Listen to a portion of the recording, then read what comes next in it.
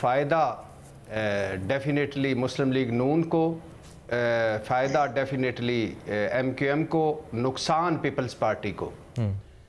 یہ تو ایسے لگ رہا ہے جناب اسپیکر جیسے سب کچھ پہلے طے تھا، یہ ملاقات بس ایک رسمی کارروائی تھی اور یہ کراچی سے لاہور آ کر صرف ملنا تھا، باقی سب کچھ طے ہو چکا تھا۔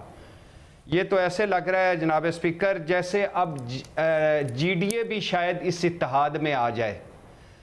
یہ تو ایسے لگ رہا ہے جناب اسپیکر جیسے مسلم لیگ اقتدار میں آ رہی ہے، جو کہ آ رہی ہے، اور میرے محبوب قائد میاں محمد نواز شریف خود وزیر اعظم بنے یا کسی کو بنوائیں تو اس کی جو چند رسمی کارروائیاں ہیں وہ پوری ہو رہی ہیں۔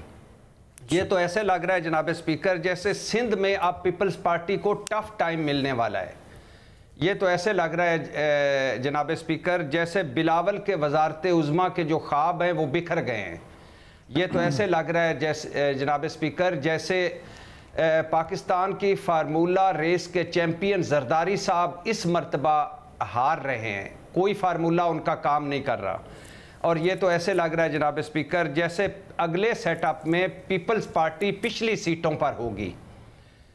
جناب اسپیکر کراچی کو کوڑا کرکٹ کا ڈھیر بنانے والے، کراچی کو مکھیوں مچھروں کا شہر بنانے والے، کراچی کو نامعلوم قبروں کا قبرستان بنانے والے، کراچی کو اغوا، تاوان، بھتہ خوری، گینگ وار کا مرکز بنانے والے، اور کراچی پر راج کرنے اور کراچی کو کچھ نہ دینے والے ایم کیو ایم جو بڑی حصے دار ہے 3 دہائیوں کے اقتدار میں، اب مسلم لیگ سے جا ملی ہے۔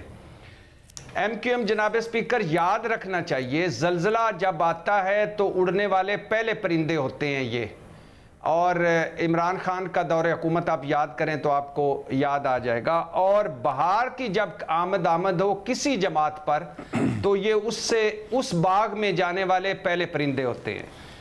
پیپلز پارٹی، نون لیگ، تحریک انصاف، کاف لیگ، پرویز مشرف، کون ہے جو ایم کیو ایم جس کا اتحادی نہیں رہا؟ بلکہ ایک لطیفہ ہوا تھا 2002 میں، ڈاکٹر فاروق ستار صاحب ایک دن 9-0 پر پیپلز پارٹی پیٹریاٹ کے امیدوار امین فہیم کی حمایت کا عندیہ دے رہے تھے، اور 2 دن بعد وہ ایم کیو ایم نے میر ظفر اللہ جمالی کے حمایت کا اعلان کر دیا۔ جناب اسپیکر ایم کیو ایم کبھی نہیں بدلی۔ لوگ کہتے ہیں نا، بہت کہتے ہیں کہ ایم کیو ایم بدل جاتی ہے، ہر لمحے بدل جاتی ہے، گرگٹ کی طرح رنگ بدل جاتی ہے۔ نہیں، ایم کیو ایم نہیں بدلتی، اقتدار میں آنے والی پارٹیاں بدل جاتی ہیں، ایم کیو ایم وہی ہوتی ہے۔ ایم کیو ایم اس کے ساتھ ہوتی ہے جو اقتدار میں آتی ہے۔ اب اقتدار میں ہر روز پارٹی بدل جاتی ہے، لہٰذا ایم کیو ایم کو بدلنے پر دوش نہ دیں۔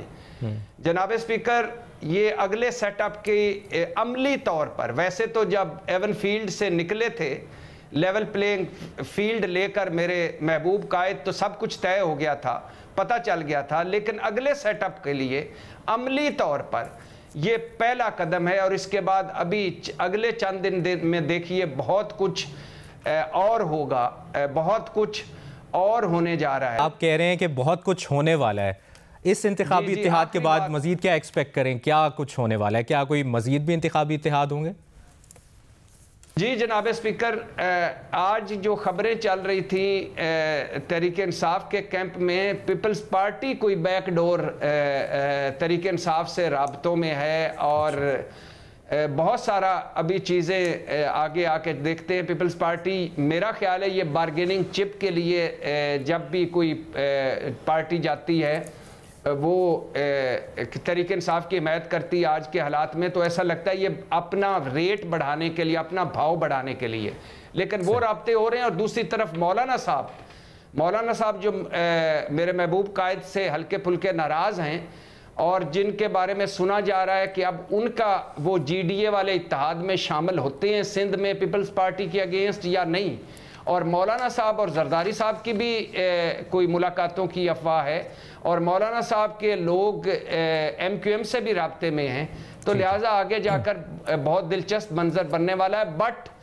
آخری بات اور حتمی بات، سب کچھ اقتدار کے لیے ہو رہا ہے۔ کراچی کو کوئی فائدہ نہیں ہوگا، سندھ کو کوئی فائدہ نہیں ہوگا، ملک کو کوئی فائدہ نہیں ہوگا، اور قوم کو کوئی فائدہ نہیں ہوگا۔